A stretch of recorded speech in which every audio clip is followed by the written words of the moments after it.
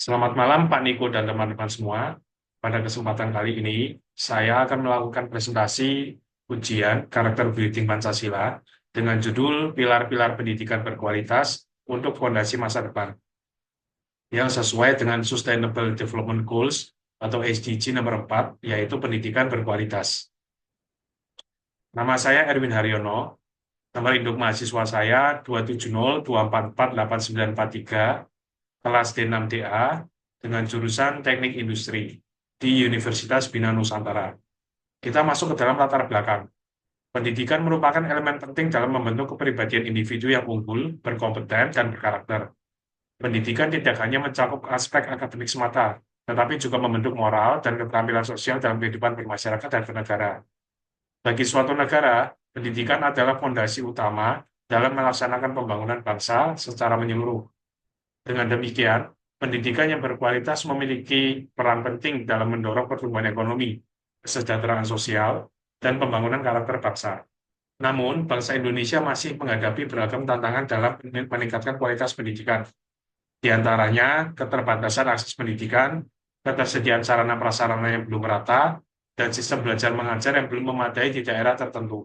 Melihat hal ini, perlu dilakukan berbagai upaya untuk meningkatkan kualitas pendidikan di Indonesia, khususnya dalam rangka mencapai tujuan SDG nomor 4, yaitu pendidikan yang berkualitas.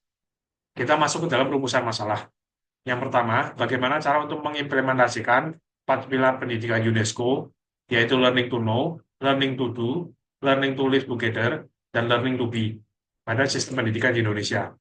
Kemudian yang kedua adalah apa saja masalah yang dihadapi dalam sistem pendidikan di Indonesia dan bagaimana masalah tersebut mempengaruhi kualitas pendidikan di Indonesia.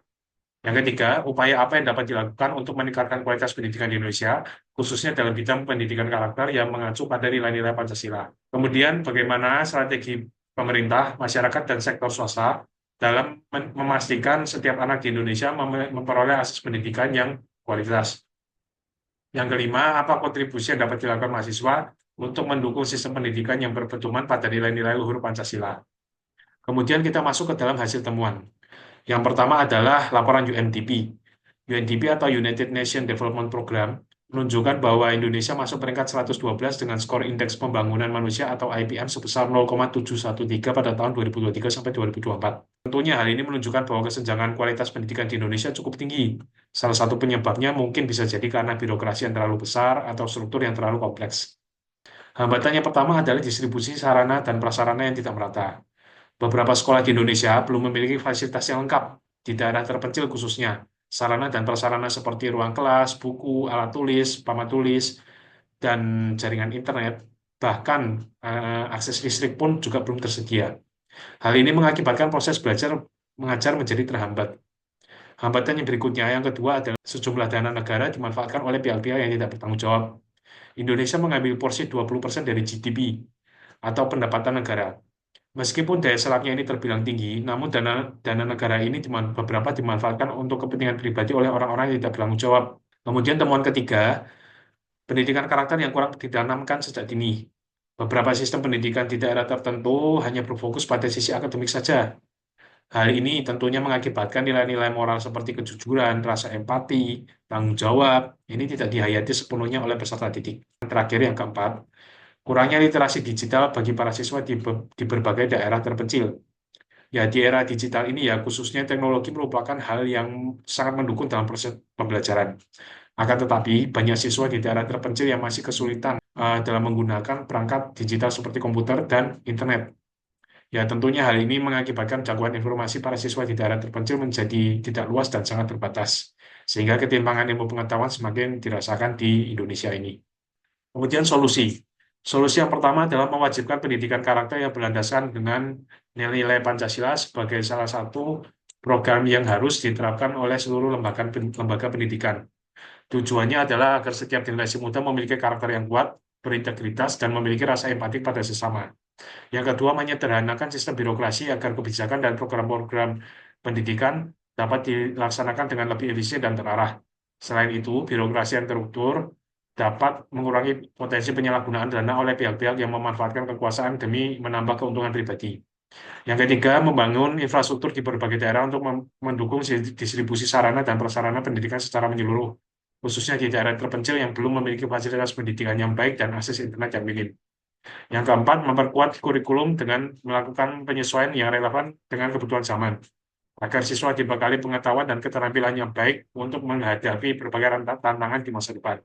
Yang kelima, menjamin kesejahteraan para guru dan memberikan apresiasi sebesar-besarnya atas pengabdian mereka dalam membentuk generasi penerus bangsa yang memiliki integritas tinggi dan berkarakter. Kesimpulan, pendidikan yang berkualitas dapat dicapai melalui pengembangan secara menyeluruh, mulai dari pendidikan karakter, pembangunan infrastruktur, penyediaan sarana dan prasarana, lisensi sistem pendidikan, dan pendidikan kesejahteraan tenaga pendidik. Kontribusi nyata dari berbagai pihak sangat dibutuhkan, tidak hanya pemerintah, namun juga lembaga pendidikan, sektor swasta, komunitas, dan masyarakat untuk menciptakan pendidikan yang merata bagi seluruh lapisan masyarakat Indonesia. Kemudian masuk ke dalam refleksi pribadi saya. Melalui proyek ini, saya semakin memahami bahwa pendidikan tidak hanya sebatas pencapaian akademis, namun juga bagaimana kita memiliki jiwa compassion untuk peduli pada sesama, khususnya bagi mereka yang belum mendapatkan akses pendidikan. Proses wawancara dengan narasumber memberikan banyak wawasan dan informasi baru pada saya, bahwa masih banyak tantangan yang harus kita hadapi dalam memajukan kualitas pendidikan di Indonesia. Dengan berlandasan pada sila-sila yang ada di Pancasila, yaitu ketuhanan yang Maha Esa, kemanusiaan yang adil dan beradab, persatuan Indonesia, kerakyatan yang dipimpin oleh hikmat, kebijaksanaan dalam permusyawaratan atau perwakilan, dan keadilan sosial bagi seluruh rakyat Indonesia. Kita dapat menciptakan pendidikan yang berkualitas, adil, dan merata bagi seluruh elemen bangsa. Demikian presentasi dari saya, Pak Niko dan teman-teman semua. Mohon maaf jika ada salah kata atau ucapan saya yang tidak berkenan. Terima kasih.